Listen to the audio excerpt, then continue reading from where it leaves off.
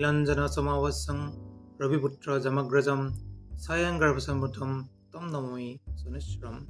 নমস্কাৰ বন্ধুসকল, মোৰ ইউটিউব চেনেল এষ্ট্ৰছৰবলৈ সকলোকে স্বাগতম জনাইছোঁ। আজি মই প্ৰত্যেক মাহৰ দৰে এই মাহতো ডিচেম্বৰ মাহৰ কুম্ভ ৰাশিৰ বিষয়ে কিছু চমুকৈ ৰাশিফল দিম।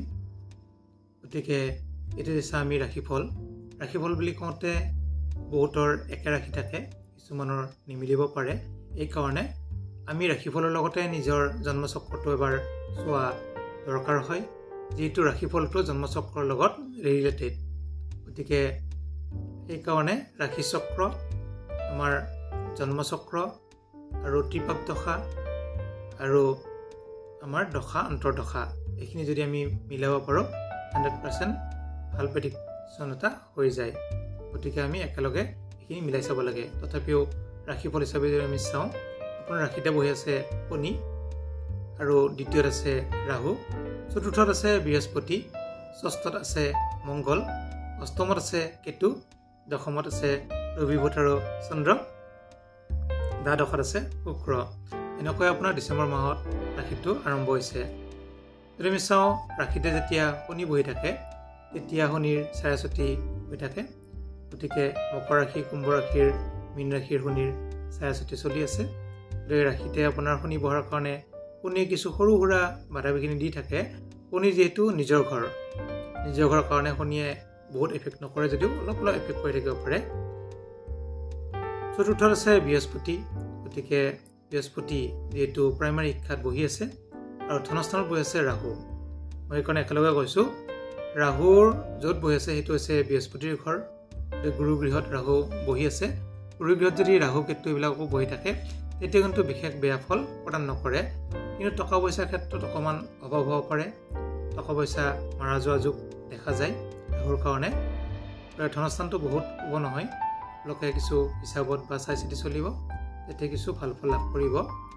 বৃহস্পতি প্ৰাইমাৰী শিক্ষাত থকাৰ কাৰণে ছাত্ৰ ছাত্ৰীসকলৰ শিক্ষাত অতি শুভ। প্ৰাইমাৰী শিক্ষাত যিহেতু বৃহস্পতি থকাৰ কাৰণে, বৃহস্পতি হৈছে আৰ্টছৰ মালিক। গতিকে সাধাৰণ যিসকলে শিক্ষিত বা শিক্ষা কৰি আছে তেওঁলোকৰ কাৰণে অতি শুভ। যদি আমি চাওঁ উচ্চ শিক্ষাৰ অধিপতি হৈছে বুধ। যিহেতু আপোনাৰ কেন্দ্ৰত আছে আৰু ৰবিৰ লগত আছে, বুধায়িত যোগ হৈ আছে।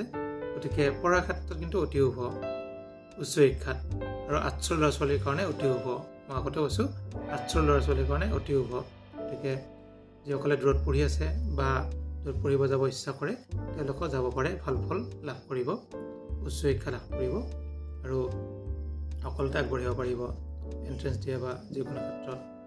যদি আমি চাওঁ পঞ্চম আৰু ষষ্ঠত বহি আছে মংগল। গতিকে মংগল ষষ্ঠত বহাৰ কাৰণে অতি শুভ ফল প্ৰদান কৰিব। তৃতীয়, ষষ্ঠ, একাদশত মংগল থাকিলে অতি শুভ ফল প্ৰদান কৰে। আৰু মংগল যিহেতু বৰ্তমান নিজ বা নিচস্থ হৈছে, সেইকাৰণে মংগলে 100% ফল দিব নোৱাৰে। গতিকে মংগলৰ প্ৰতিকাৰ কৰাটো দৰকাৰ। আৰু মংগল যিহেতু তৃতীয়পতি আৰু একাদশপতি বা দশমপতি হিচাপে মংগলে ভাল ফলে প্ৰদান কৰে, কিন্তু যিহেতু দুৰ্বল হৈ আছে। এতিয়া হৈছে আমি সপ্তম স্থানৰ অধিপতি হৈছে ৰবি আছে দশম স্থানত, আৰু দশম স্থানত থকাৰ কাৰণে ৰবিয়ে ভাল ফলে প্ৰদান কৰিব আৰু কৰ্মস্থানৰ হ'ব বুলি ক'ব পাৰি। বুধ আৰু ৰবি থকাৰ কাৰণে বুধায়িত যোগ এটা হৈছে, আৰু মংগল, কেতু বা ৰাহু, চন্দ্ৰ একেলগে 4টা গ্ৰহ নিজ হোৱাৰ কাৰণে কিছু হৃষ্টভংগ বা উপযোগ দেখা যায়। এনেকুৱা ৰাজযোগ আছে, বিপৰীত ৰাজযোগ। গতিকে এইটো যুগৰ কাৰণে আপোনালোকে কৰ্মপ্ৰাপ্তি যোগ, ভাগ্যপ্ৰাপ্তি যোগ, এনেকুৱা ভাল ফল লাভ কৰিব। যিহেতু অষ্টমত কেতু আছে, অষ্টমত কেতু থকাৰ কাৰণে কিছু অশুভ ফল প্ৰদান কৰি আছে কেতুৰ কাৰণে টকা পইচাৰ ক্ষেত্ৰত কিছু অভাৱ হ'ব পাৰে। আৰু যদি আমি চাওঁ কৰ্মক্ষেত্ৰত, কৰ্মত বৃহস্পতি যিহেতু বুধ, ৰবি আৰু চন্দ্ৰ আছে একেলগে, তিনিফালৰ কৰ্মপ্ৰাপ্তি যোগ দেখা যায়। যিসকলে চাকৰি বিচাৰি আছে তেওঁলোকে চাকৰি প্ৰাপ্তি যোগ দেখা যায়। অধিপতি মংগল হিচাপে কিছু অকণমান বাধা বিঘিনি আহিব পাৰে। আৰু বুধ আৰু ৰবি একেলগে আছে, যিহেতু 14 আৰু 15 ডিগ্ৰীত, যেতিয়া একেলগে ডিগ্ৰীত থাকে তেতিয়া কিন্তু দগ্ধ বা নিচস্থ বা লজ্জাগত হয় তেতিয়া কিন্তু অস্তমিত হয়, কিছু অশুভ ফল প্ৰদান কৰে।